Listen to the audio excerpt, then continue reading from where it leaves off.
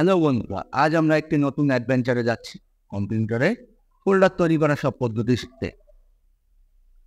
আপনার কম্পিউটারে কি ডবল ক্লিকে ফোল্ডার তৈরি হয়? দেখুন, আমার কম্পিউটারে কিন্তু তৈরি হয়। তো আমি ডবল ক্লিক করব, তো আমার কম্পিউটারে কিন্তু ফোল্ডারটি তৈরি হয়ে গেছে। এই যে দেখুন, আমার কম্পিউটারে কিন্তু ফোল্ডারটা তৈরি হয়ে গেছে। তো এরকমই প্রো লেভেলের যত ফোল্ডার তৈরি করার টিপস আছে সবগুলি আজকের এই ভিডিওর মাধ্যমে শিখবো। তো ভিডিওটি কন্টিনিউ দেখতে থাকুন, অবশ্যই ভালো লাগবে।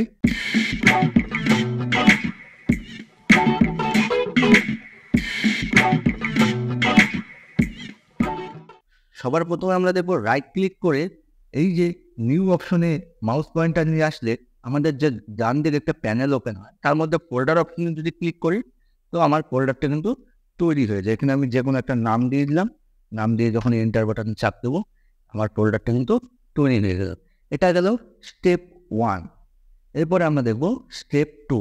স্টেপ 2 আমরা কিবোর্ড ব্যবহার করে শিখব। তো কিবোর্ড ব্যবহার করে কিভাবে ফোল্ডার তৈরি করা যায়, আমরা কিবোর্ড ব্যবহার করে ফোল্ডার তৈরি করতে গেলে কন্ট্রোল শিফট এন বাটনে চাপ দিতে হবে।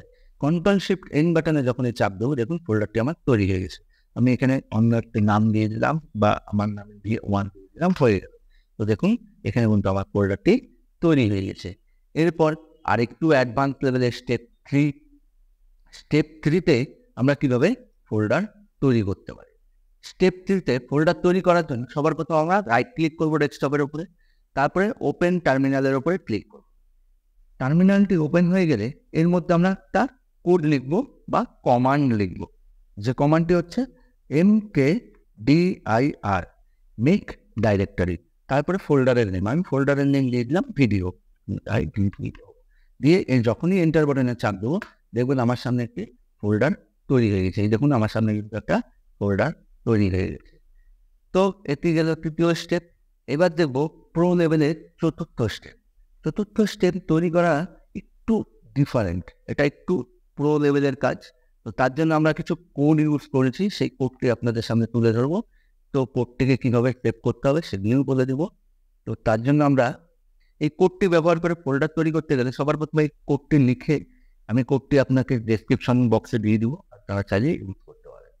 তো এই কোডটিকে লিখে ফাইলে গিয়ে সেভ অ্যাপে যাবেন। সেভ অ্যাপে গিয়ে এখানে নিউ ফোল্ডার লিখে .ahp ফরম্যাটে তারপরে এটিকে সেভ করে দেবেন। যেহেতু আমার সেভ আছে আমি আর সেভ করলাম না। তারপরে এই ফোল্ডারটিকে এই ফাইলটিকে রান করালেই, এই দেখুন আমি রান করাবো, ওপেন করব। ওপেন করা মাত্র আমাকে এখানে বলবে। তো এখন যদি আমি এখানে ডবল ক্লিক করি তো আমার কিন্তু আরেকটি ফোল্ডার তৈরি হয়ে যাবে। দেখুন আমার এখানে ফোল্ডার কিন্তু অলরেডি তৈরি আছে, তাই তৈরি বলুন আমি এটাকে ডিলিট করে দিই। ডিলিট করে যদি তৈরি করার চেষ্টা করি তো আমার এখানে কিন্তু ডবল ক্লিক করলাম, আমি রিফ্রেশ করলাম, দেখুন আমার এখানে নিউ ফোল্ডার কিন্তু তৈরি হয়ে গেছে। আশা করি ভিডিওটি ভালো লাগছে। ভিডিওটি যদি ভালো লাগে অবশ্যই চ্যানেলটিকে সাবস্ক্রাইব করে দেবেন এবং ভিডিওটি ভালো লাগলে লাইক, শেয়ার এবং কমেন্ট করে দেবেন। আর এর মধ্যে কোন উপায়টি আপনার সব থেকে ভালো লাগলো অবশ্যই কমেন্ট করে জানাবেন। ধন্যবাদ, ভালো থাকবেন।